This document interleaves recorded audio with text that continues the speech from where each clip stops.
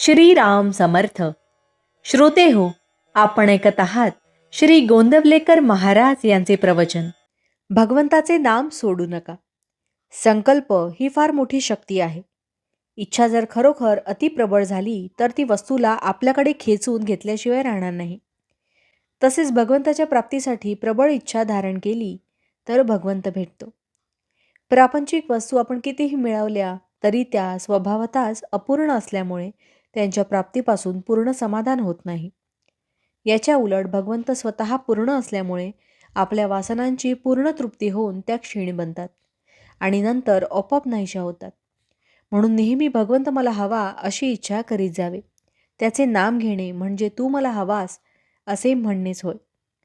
खऱ्या प्रेमाने जर आपण आपला भार रामावर टाकला तर तो नेहमी आपल्या कल्पनेच्या बाहेर गोष्टी घडवून आणतो. आपला देह आणि प्रपंच भगवंताच्या सत्तेने चालतो. ही जाणीव सतत ठेवून जगात वागावे म्हणजे आपल्याला कधी कमी पडणार नाही. नामात एक विशेष आहे. विषयाकरिता जरी नाम घेतले तरी विषय प्राप्त होऊनही ते आपले काम म्हणजे तुमचे मन निर्विषय करणे ते करीतच असते. म्हणून कशाकरता का होईना नाम घ्या, पण निर्विषय होण्याकरता घेतले तर काम शीघ्र होईल. साधन तेच आणि साध्यही तेच. नामच एक सत्य आहे, यापरते दुसरे सत्य नाही, असा दृढ भाव असावा.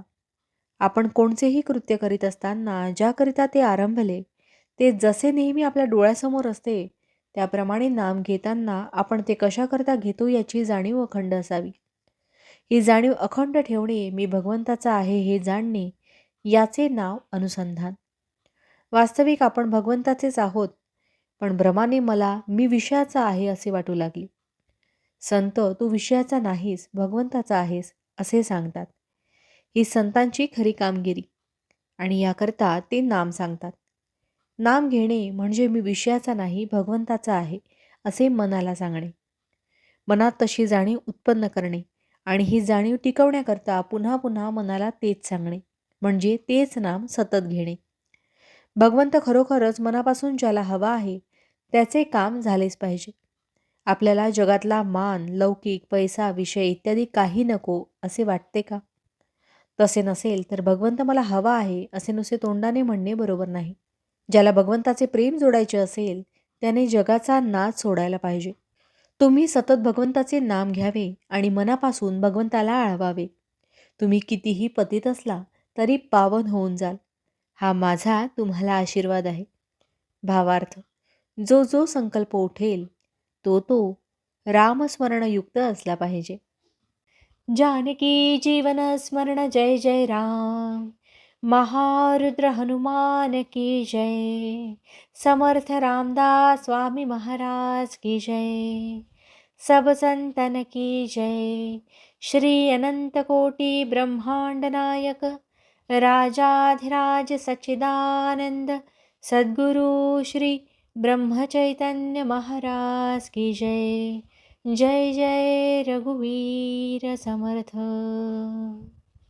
आता आपण 13 वेळा नामस्मरण करूया.